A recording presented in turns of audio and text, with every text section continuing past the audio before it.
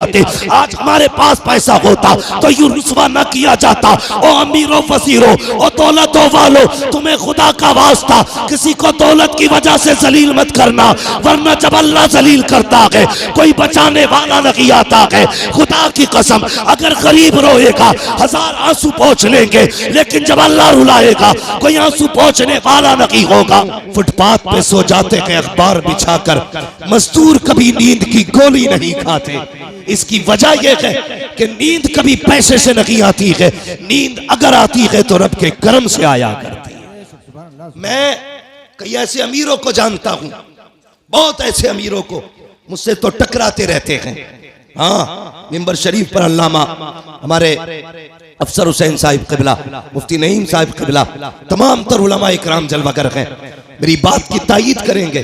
कई अमीर फोन करके कहते हैं हजरत अल्लाह ने फैक्ट्रियां कहीं दी है, पैसा भी बहुत दिया है, दौलत भी अच्छी है, लेकिन महीने हो गए हैं चैन से सोया नहीं हूं। मैंने सिर्फ एक सवाल किया था, मैंने कहा सच बता, तेरे घर के अंदर जो बेटी दुल्हन बन के आई है कितनी बार कुरान पढ़ती है, कितनी मर्तबा मुसल्ले पे आती है? कहते हजरत जी यही तो सरदर्दी है। मैं जिस घर से दुल्हन लेके आया था पैसे में भी आला थे, बिल्डिंग वाले भी थे, मैं ये समझ रहा था अच्छे घर वाले हैं, बेटी भी अच्छे घर वाली होगी तो शराफत और नजाफत होगी, पाकीज़गी और तहारत होगी। कहा हजरत जी थक गया, मैं क्या बताऊं, जिस दिन से बीवी घर में आई है एक दिन मुसल्ला नहीं बिछाया है, एक दिन नमाज का सजदा नहीं किया है, कुरान की एक आयत तक पढ़ के नहीं देखी है। मैंने कहा बस कर यार, किसी से तावीज लेने ना जाना, किसी से दवाएं मत लेना, अगर सुकून की नींद चाहता है अपनी बीवी से कह दे रोज फजर की नमाज पढ़े, कुरान खोल के बैठ जाया करे। खुदा की कसम खा के कहता हूं तावीज़ों के जरिए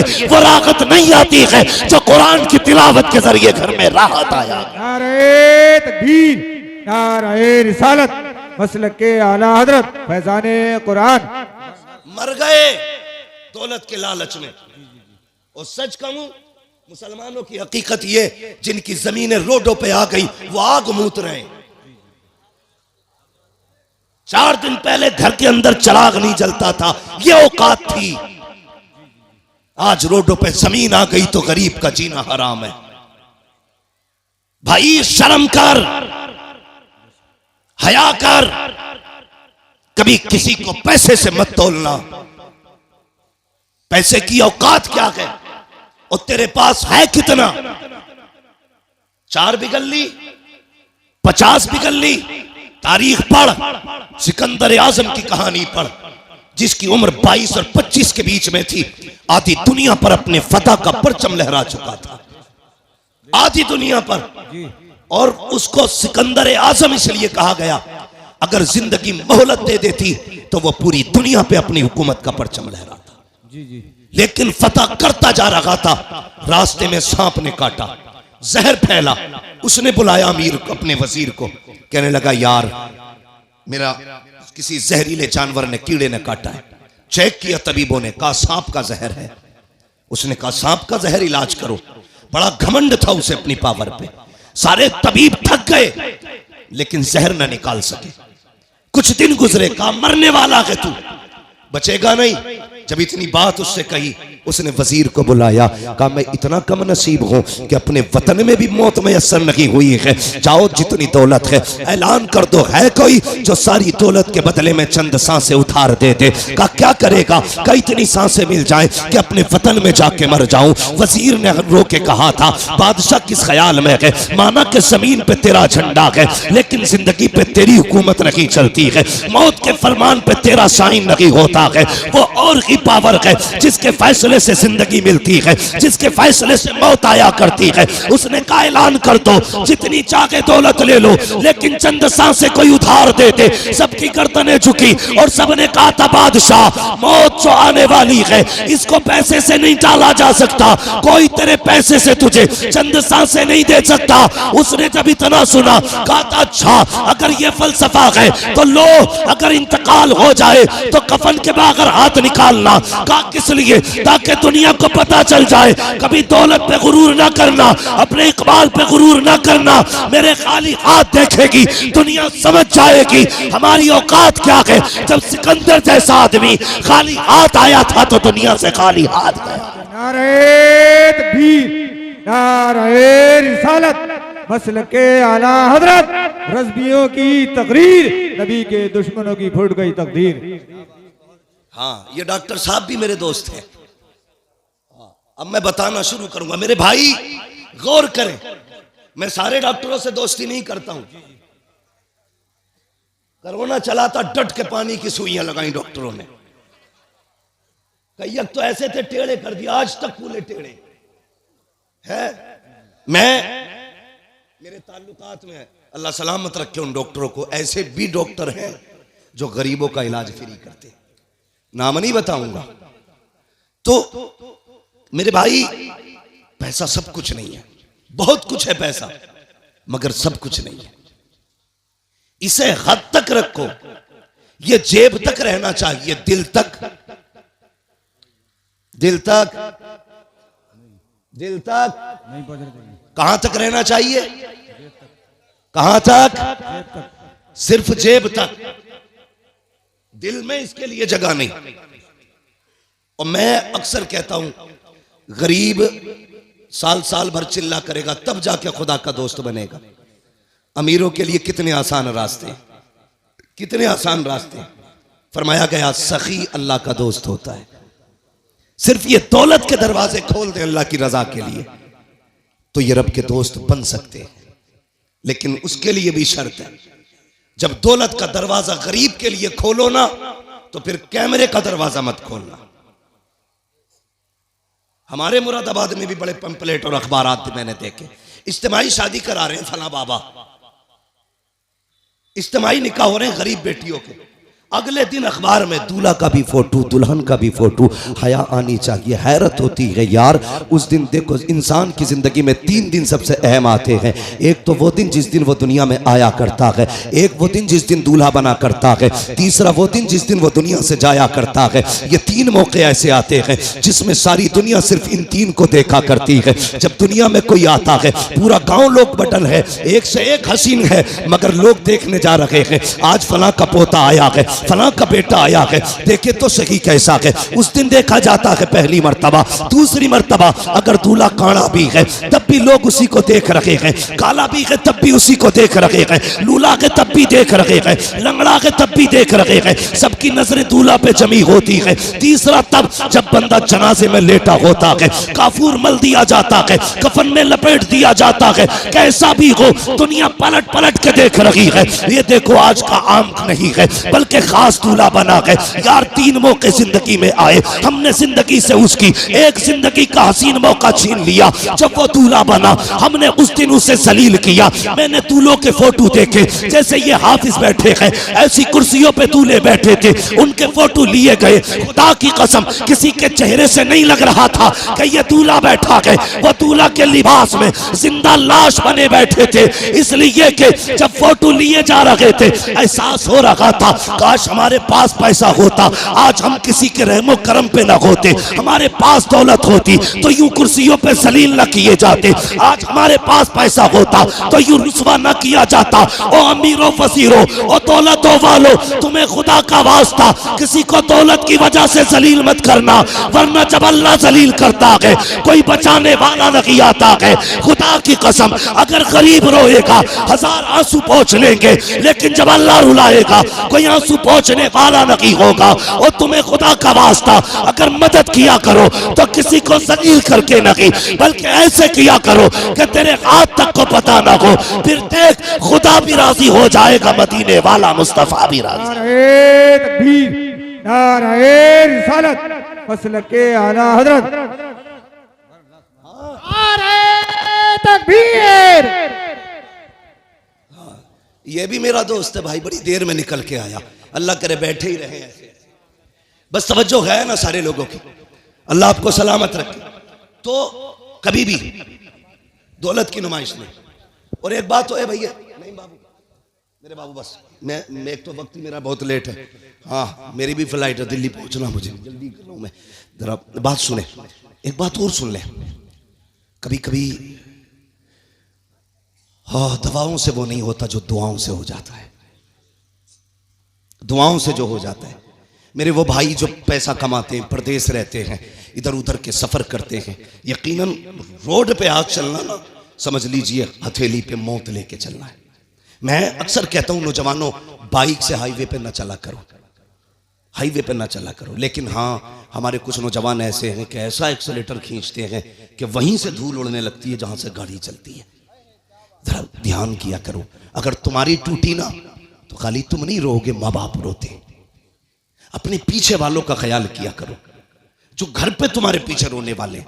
मर जाए तू कोई मसला नहीं, टूट गई 15 दिन अस्पताल में रहता ना, पूरे घर की नींद जाती है। थोड़ा सा ख्याल किया करो। और एक बात और बता दूं, दुनिया में कितने बड़े बड़े डॉक्टर आ जाए, सारी दुनिया की डॉक्टरी एक पल्ले में रखो, मेरे रब की कारीगरी एक पल्ले में।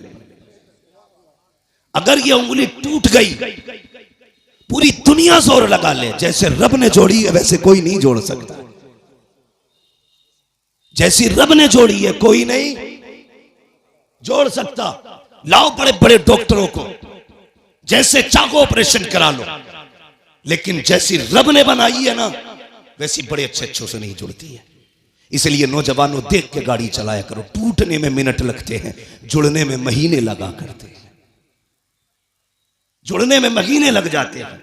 और कभी कभी कुछ चीजें ऐसी हैं कि मिल नहीं पाती हैं, जैसे प्याली है टूट गई तो पूरी जिंदगी टांग सीधे लिए घूमोगे। हिफाजत किया करो एक एक चीज की। कह रहे अल्लाह ने कुछ दिया ही नहीं, फुड़वा के दे के कहां अल्लाह ने क्या दिया तुझे। अंधे से पूछ ये क्या चीज है, जिनके हाथ नहीं उनसे पूछ ये हाथ क्या है। जो बैसाखियों से चलते हैं कभी उनसे पूछ के ये पैर कौन सी नेमत है अल्लाह की। खुदा की कसम, उसने जो भी दिया के ना तुझे बेकीमत अता किया है, बेकीमत। आंखें बंद करके न चला कर, रोड पे बहुत संभाल के चलना चाहिए। तो जो चलते हैं ना रोडों पे, उनसे मेरी गुजारिश ये है, जब महीने भर में जो कमाई आपकी हो ना, उसका कुछ हिस्सा निकाल के यतीम और गरीबों के लिए रखा करो, निकाल के रखा करो। आपकी नजर में अगर यतीम और गरीब ना होना तो वो हिस्सा ला करके अपने मदरसे में दे दिया करो। ये मामूल बना लो। खुदा की कसम, जहां तेरी आंख नींद से बंद होगी ना, वहां से गरीब की दुआ तेरी गाड़ी संभालना शुरू कर देगी। गरीब की गाड़ी वहां से संभाल लेगी। कई बार हम खुद कहते हैं यार उम्मीद नहीं थी बच के आने की, लेकिन पता नहीं कैसे बच गई। नहीं, ये तेरी कारीगरी। लोग कहते मैं सोता रहा, गाड़ी सीधी चलती रही। नहीं, स्टीयरिंग तूने नहीं संभाल रखा था, स्टीयरिंग किसी की दुआओं ने संभाल रखा था। इसलिए अपनी कमाई में हिस्सा रखा करो। कभी कभी दवाएं वो नहीं करती जो दुआएं कर जाती हैं। आज बीमारियां देख रहे हो कितनी छोटी छोटी लग रही हैं। हाँ, कैंसर, ब्रेन ट्यूमर, ऐसी ऐसी बीमारियां जो कभी सुनी नहीं गई, आज वो बीमारियां आ रही हैं। हमने बहुत तरक्की की है। सगा भाई सगे भाई के झूठे गिलास में पानी नहीं पीता आज। ये डॉक्टर कहते हैं कि नहीं झूठा मत पीना, बीमारी लग जाएगी। मेरे हुजूर से बड़ा कायनात में कोई डॉक्टर ही नहीं है। आका फरमाते हैं सूरुल मोमिन शिफा, मोमिन के झूठे में शिफा होती है। और हमने झूठे ही खाना छोड़ दिया, ऐसी बीमारियां घुसी। अल्लाह कहता चला तरतीब अपनी, और अब मैं अपना कलम चलाऊंगा, तू अपना चला। कसम खुदा की, डॉक्टर हाथ उठा के कहते हैं बस थक गए, थक गए, अपने बस की कुछ नहीं है, ये नहीं बचने वाला। पूछो डॉक्टर साहब से। कभी कभी ऐसा होता है हॉस्पिटल्स के अंदर, डॉक्टर देखता है कहता अरे बस 2 मिनट में ठीक हो जाएगा, लेकिन अगले 5 मिनट में खत्म हो जाता है। डॉक्टर कहता मर कैसे गया। कभी केस इतने सीरियस होते हैं, कहते हैं भाई बचना मुश्किल है, लेकिन फिर बच जाता है, फिर बच जाता है। डॉक्टर कहता बच कैसे गया। जानते हो तुर्की में जलजला आया, 40 सेकंड के अंदर हजारों जिंदगियों को मौत में बदल डाला, और फिर 12 दिन के बाद जिंदगी बचा के रब ने बता दिया सुन, मौत देने वाला भी मैं हूं, जिंदगी देने वाला भी मैं हूं। ये याद रखना। कभी ये मत सोचना तेरी तदबीर काम आती है।